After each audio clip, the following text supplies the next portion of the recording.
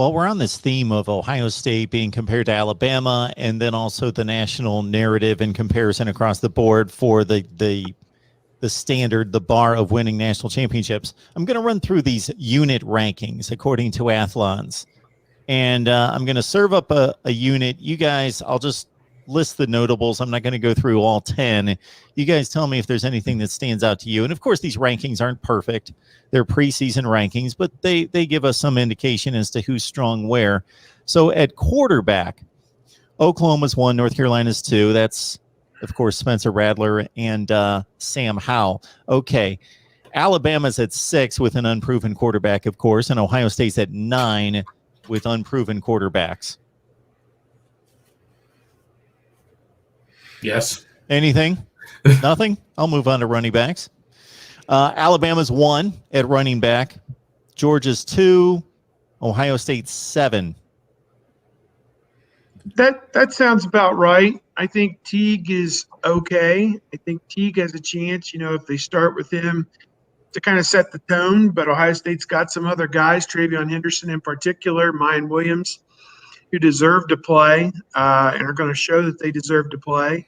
The unit may actually end up being stronger than 7th in the country, but right now, just based on the fact the only one who's ever done anything of note at the college level is Master Teague, that's probably about right. They don't have 2 or 3 accomplished guys, certainly.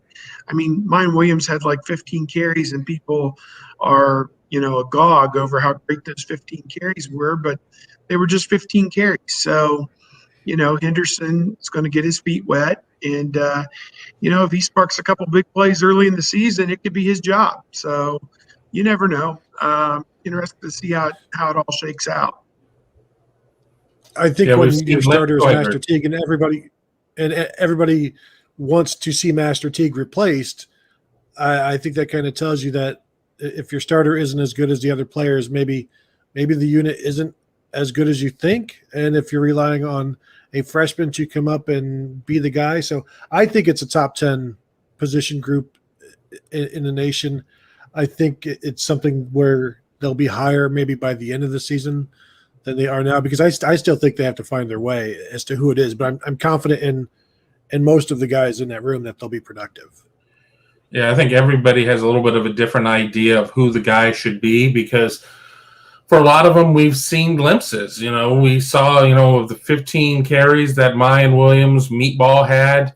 I mean, he still hasn't been tackled on a lot of them. I mean, we certainly saw pre-ACL injury a lot of things with Marcus Crowley. I think that we could still go back and see moments of where Master Teague really looked good. But, people are quick to forget that he had another Achilles injury, as Achilles injuries have kind of plagued the team over the last couple of years and had never really seemed to be 100% right. So I think they have the pieces there to certainly be a higher-end top 10 team. But, if we're going to put them at 9 at quarterback, sight unseen with 3 quarterbacks that we've only seen play thud ball in a spring game, I think 7 at running back certainly is more than fair with, a bunch of running backs for the most part that we've only seen bits and pieces, and the one running back with an extended resume, we really haven't seen it 100%.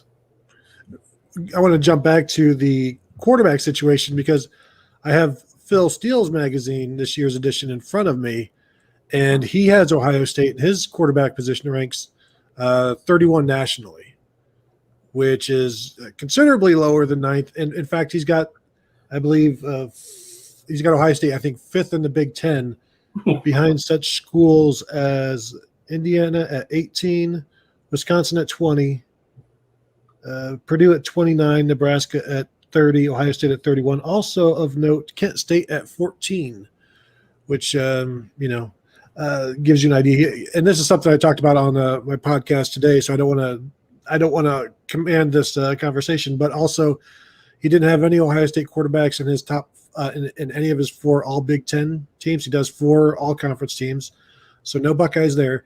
But in his top 10 Heisman favorites, CJ Stroud is number 7. I just really have a hard time having Adrian Martinez at top anything other than interception machine, really. I haven't necessarily seen it. I'm not ready to go into the rarefied Jack Cohn air with Adrian Martinez, but I have a tough time with that. McCaffrey transferred out. They completely had to turn that whole room over for the most part. I don't know who they're throwing to. I don't even know who they're I don't know. I'm not sure I know anybody on the Nebraska team.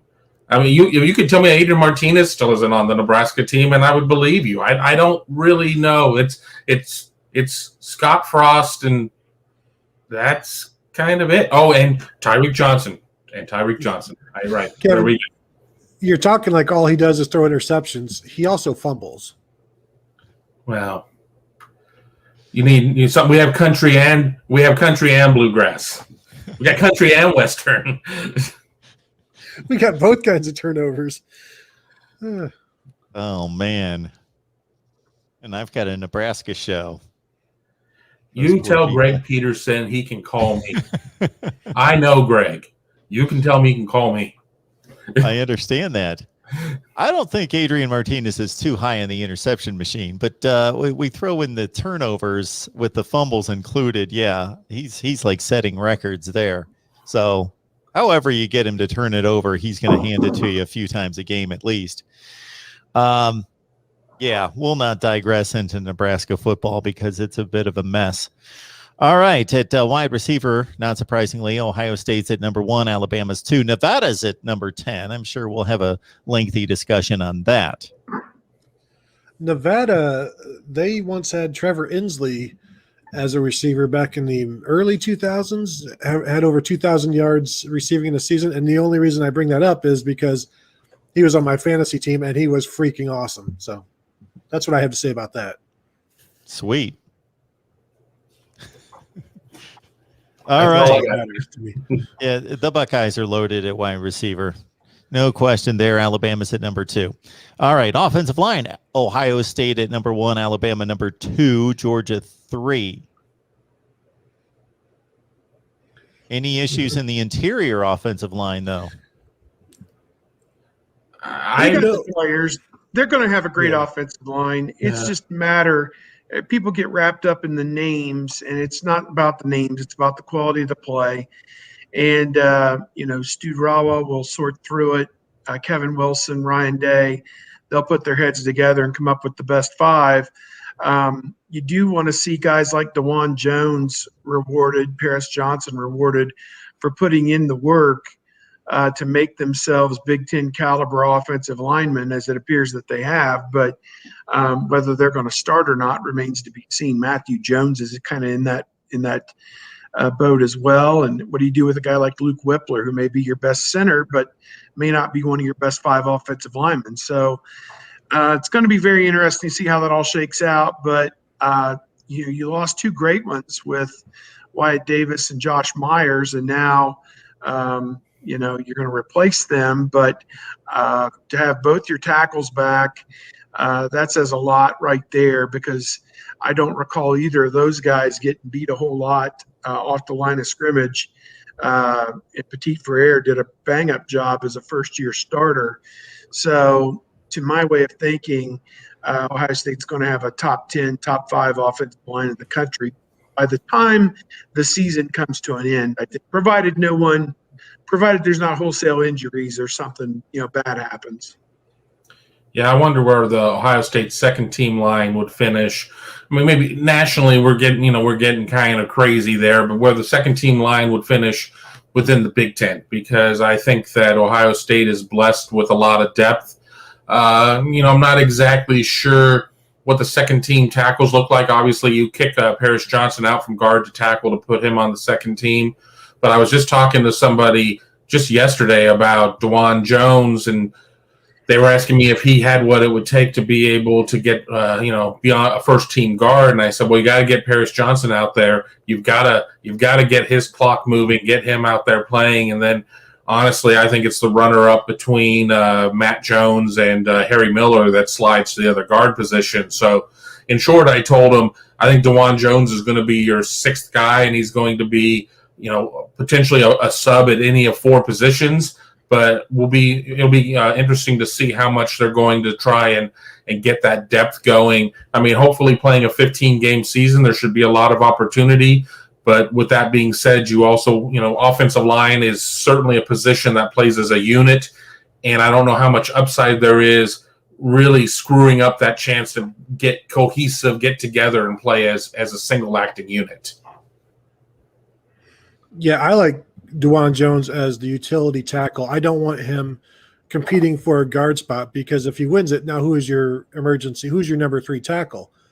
And because I'm assuming Paris Johnson's going to be in the lineup. And so you ask, who is the interior?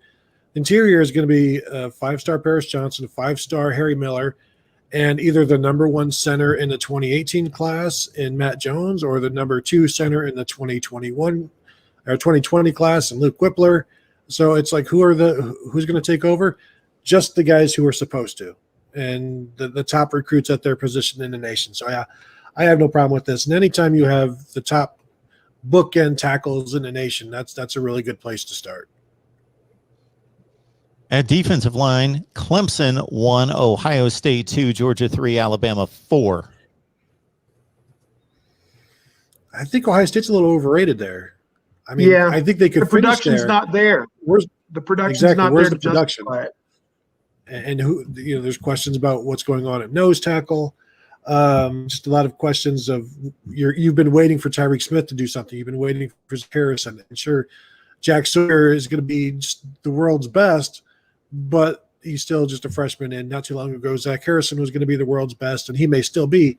But yeah, I'm not seeing the production there. I don't know what everybody else has right now, so maybe they're in the same boat as Ohio State, below the Georgia, the Alabama, the Texas A&M.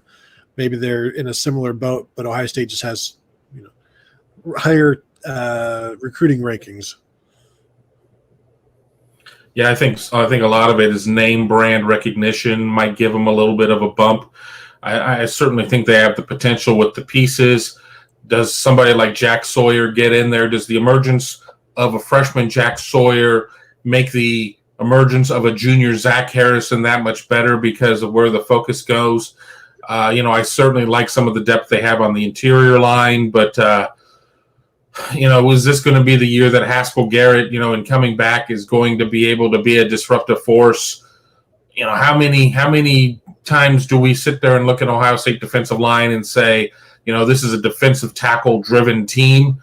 If you do look at that, I guarantee you it's a team that's not putting up a lot of sacks generally. So, maybe a little bit of name recognition there, giving Ohio State a bump. But I think if we fast forward this 14, 15 weeks from now, we can look back and say, no, Athlon was right. But, as of this point, probably a little high. I think people are excited. I expect Teron Vincent. Yeah, go ahead, Steve. Go ahead. I think Teron Vincent's going to be very. You go. All right. Teron Vincent, I expect him to be do very well, have similar impact to Haskell Garrett. I seem to be behind on my timing here. And then also, what does this look like with JT Tuimoloau? You added him in here, and then maybe things are looking like maybe the number 1 class or the number 1 defensive line. Yeah, all I'll say is people are excited to see if Harrison and Smith can live up to their press clippings this year and be those, to put them in the same category as the Bosa's and Chase Young. I'm not even sure that they can reach that level, but it'd be nice if they could at least approach that and give them, some type of pass rushing threat. Garrett, to me, to have him back, he was some people thought All-American, and I think when you're a defensive tackle and you're playing on a really good team and a pretty good run defense, and you have that play against Michigan State where you bat the ball to yourself for a touchdown, you show your athletic ability. That's kind of like the Doug Flutie throwing the ball for the Heisman Trophy. It kind of, cemented him in some people's minds as the best defensive tackle in the country, even if maybe he wasn't. So, plus, the story about what happened to him before the season as well, to overcome that kind of played in his favor as well. And he was very productive, and he was a wrecker at times on the defensive line, collapsing pockets and setting others up to make great plays, in the backfield. And if he's able to create that same kind of havoc, along with what Tony said with Teron Vincent, Antoine Jackson, Last Chance Motel, moving sidewalk is ending, please look down, now or never type thing, this could be a really good defensive line. On to the Athlon's top 10 linebackers. Alabama 1, Georgia 2, Clemson 3, Wisconsin's at 7, Ohio State nowhere to be found.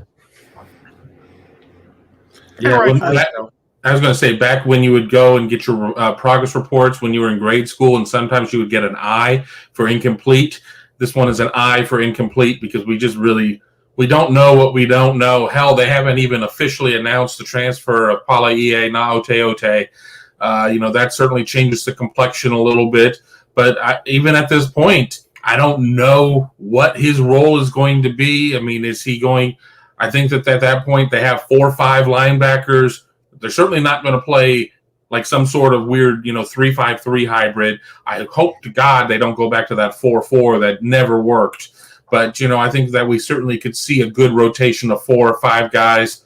Whether or not EA is on the play-a-lot side of that or the super sub side of that remains to be seen. But I don't have enough information to have a real strong opinion there. Yeah. Phil Steele has the linebackers number 30 in the nation, by the way, which is about right. I mean, seems to make sense. Where does Phil Steele have the defensive backs rated?